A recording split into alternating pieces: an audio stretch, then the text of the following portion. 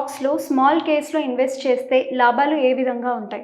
యాక్చువల్‌గా ఏంటంటే small case అనేది ఒక మంచి ఆపర్చునిటీ వచ్చింది ఇవాళ మార్కెట్‌లోకి. అంటే మినీ పీఎంఎస్ అంటారు దీన్ని.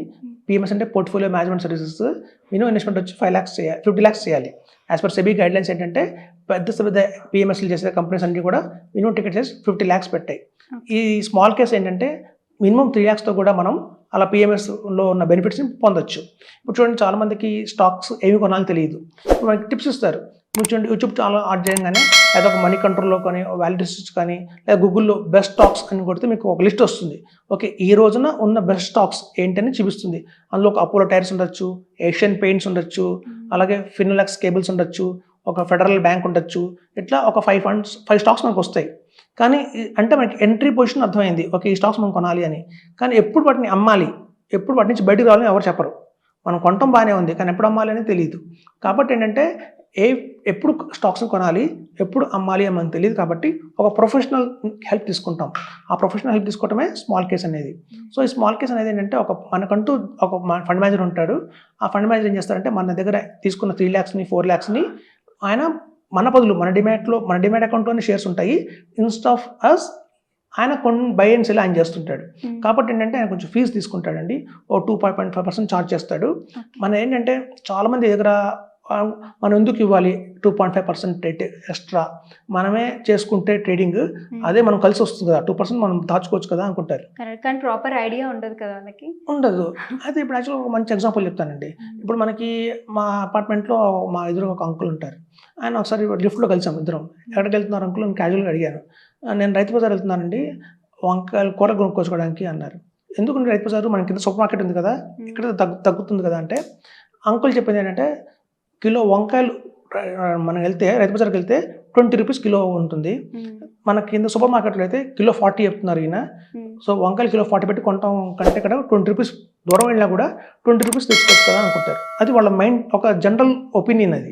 ఇప్పుడు మీరు కొంచెం అబ్జర్వ్ చేస్తే మనం రైతు బజార్లో ఏంటంటే ఏరుకొనియరు, మనం ఇలా తీసుకోవాలి. మొత్తం అందులో కొంచెం ముదిరిపోయిన ఉంటాయి, కుళ్ళిపోయిన ఉంటాయి, పుచ్చిపోయిన ఉంటాయి, అవన్నీ ఉంటాయి. మన సూపర్ మార్కెట్లో వాళ్ళు ఏం చేస్తారంటే కిలో 40 రూపీస్ చెప్తున్నారు, కానీ అక్కడ లోపలికి వెళ్తే ఒక పెద్ద గోడౌన్ లాగా ఉంటుందండి. అక్కడ కొంతమంది ఎంప్లాయీస్ ఉంటారు. వాళ్ళు ఏం చేస్తారంటే వేరేస్తారు. మనకైతే మంచి ప్రోడక్ట్ లేదో వంకాయలు ఉన్న పుచ్చులు కానివ్వండి, గట్టి రాయిలాగా గట్టిగా ఉన్నవన్నీ ఏరేస్తారు. ఏరి మంచి క్వాలిటీ మనకి ఇస్తున్నారు అన్నమాట. సో కాబట్టి ఏంటంటే రేట్ ఎక్కువ అవుతుంది. ఇప్పుడు మనం 20 రూపీస్ పెట్టి కొన్నా అక్కడ తక్కువ రేటుకి, ఇంటికి వచ్చి చూసుకుంటే అరకిలో పోయినా అనుకోండి, అందులో మనకు అప్పుడు హాఫ్ కిలో వేసి 10 రూపీస్ పడ్డట్టు. 20 రూపీస్ పెట్టి మనం ఆఫీస్కి కొనుక్కున్నట్టే. సో ఇక్కడ అదే రేట్ వచ్చింది, అక్కడ అదే రేట్ వచ్చింది. ఇక్కడ ఎందుకంటే మన రేట్ సూపర్ మార్కెట్లో ఎక్కువ, కానీ ఫిల్టర్ చేస్తారు వాళ్ళే, అవన్నీ ఫిల్టర్ చేసి ది బెస్ట్ మనకి ఇస్తున్నారు కాబట్టి మనకి ఆ రేట్ వస్తుంది. సో మనకు అందులో ఇంటికి వెళ్ళాక మనం చూసుకోక్కర్లేదు, మళ్ళీ డైరెక్ట్గా మనం వండేసుకోవటమే. సో కాబట్టి డిఫరెన్స్ అయితే మీకు అర్థమైంది. సో ఇక్కడ మనం డబ్బులు ఎక్కువ పెట్టినా కూడా you're getting the best quality అని చెప్పి. ఇప్పుడు చూడండి చాలామంది ఒక రెస్టారెంట్కి వెళ్దాం అనుకుంటారు. ఇప్పుడు ఉడిపి హోటల్ ఉందనుకోండి, మనం ప్లేట్ ఇడ్లీ 40 రూపీస్ ఉంటుంది. అదే చట్నీస్ కానీ మినర్వానికి వెళ్తే అక్కడ 90 రూపీస్ చెప్తారు అదే ఇడ్లీ.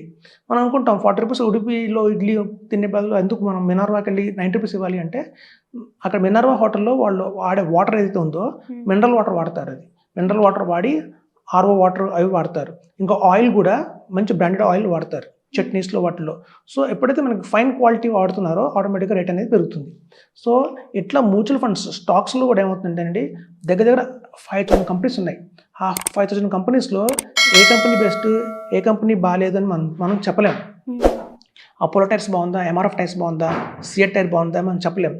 ఒక ఫండ్ మేనేజర్ సలహా తీసుకుంటే ఏమవుతుందంటే, ఆ ఫండ్ మేనేజర్ చార్జ్ చేసినా కూడా ఆ ఫండ్ మేనేజర్ ఏం చేస్తారంటే, ఆయన కూడా మనిషే, ఆయన కూడా ఎక్కువ సెర్చ్ చేయలేడు.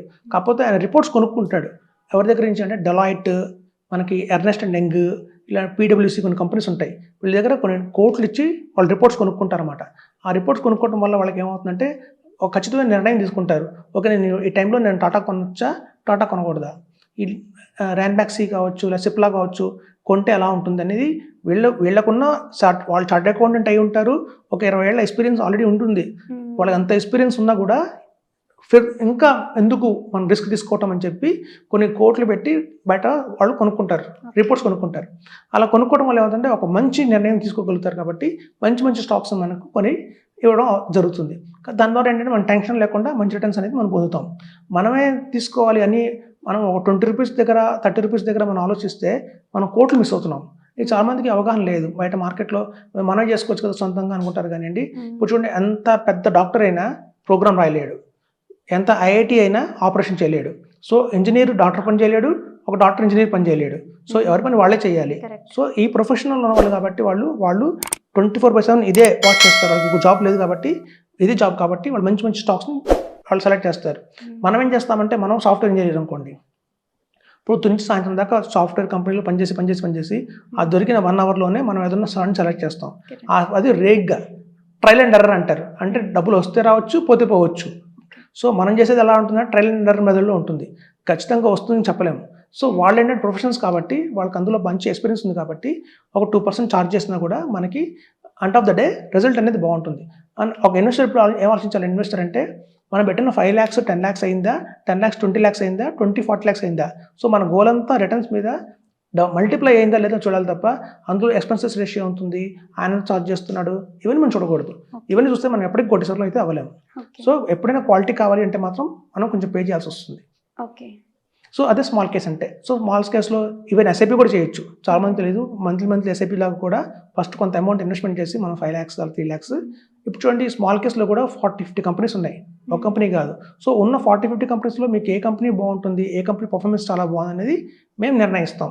మేము నిర్ణయించి మీకు తద్వారా ఇన్వెస్ట్మెంట్ చేయిస్తాం. అయితే చూడండి చాలా మందికి ఏంటంటే ఒక 5 lakhs ఉన్నాయనుకోండి, లేదా ఒక 10 lakhs ఉంటే మీకు నచ్చినట్టు మీరు ఎక్కడైనా ఇన్వెస్ట్మెంట్ చేయండి. ఒక 5 lakhs ఇందులో పెట్టి చూడండి. స్మాల్ క్యాష్లో ఫస్ట్ పెట్టి చూడండి. ఇన్వెస్ట్మెంట్ చేసిన తర్వాత 3 years తర్వాత మీకు అర్థమైపోతుంది ఏది బాగుంది. మీరు సొంతంగా ఇన్వెస్ట్మెంట్ చేసుకుంటే మీకు లాభాలు ఎక్కువ పొందారా, లేదా ఇలా స్మాల్ క్యాష్లో పెట్టిన ద్వారా మీకు ఎక్కువ లాభాలు వచ్చాయని మీకు అర్థమైపోతుంది. సో అక్కడి నుంచి లైఫ్ టైం మీరు డెసిషన్ తీసుకోవచ్చు ఏది చేస్తే బాగుంటుంది అని చెప్పి. ఓకే. కాబట్టి మనం చెప్పే సలహా ఏంటంటే ఒక వేగ్గా కొనేకన్నా స్టాక్స్ని ఒక మంచి ఎక్స్పర్ట్స్ ద్వారా కనుక మీరు వెళ్తే కనుక మీరు చూసుకోక్కర్లేదు. మీ పని మీరు చేసుకున్నా కూడా మీ బిజీ లైఫ్లో మీరున్నా కూడా మీ రిటర్న్స్ అనేవి జనరేట్ అవుతూ ఉంటాయి. సో ఇది ఒక మంచి ఆప్షన్ అండి. మనం అవేర్నెస్ ఇద్దాం. Really nice. స్మాల్ కేస్ అంటే చాలా మందికి ఐడియా ఉండదు. అండ్ ఈ పర్టికులర్ దాంట్లో చాలా మంచి క్లారిటీ అనేది ఇచ్చారు మీరు ఈ వీడియోలో. చాలా థ్యాంక్స్ అండి. అందరూ నమస్కారం అండి. నా వెల్లి చక్ర ఛానల్ని సబ్స్క్రైబ్ చేసుకున్న ప్రతి ఒక్కరు థ్యాంక్స్ చెప్పుకుంటున్నాను. అలాగే నా వెల్లి చక్ర ఛానల్లో మనం స్టాక్స్ గురించి, మ్యూచువల్ ఫండ్స్ గురించి, రియల్ ఎస్టేట్ గురించి, హెల్త్ ఇన్సూరెన్స్ గురించి ప్రతి ఒక్కరికి ఉపయోగపడే సబ్జెక్ట్స్ని మనం తీసుకొస్తున్నాం కాబట్టి అది మీకు, మీ ఫ్రెండ్స్కి, మీ రిలేటివ్స్కి ఎంతో ఉపయోగపడుతుంది. కాబట్టి లైక్ చేయండి, సబ్స్క్రైబ్ చేయండి, షేర్ చేయండి. మీకు ఏమైనా సందేహాలు ఉంటే ఈ కింద ఉన్న స్క్రోల్ నెంబర్లో కాల్ చేసి నన్ను కాంటాక్ట్ అవ్వచ్చు. Thank you.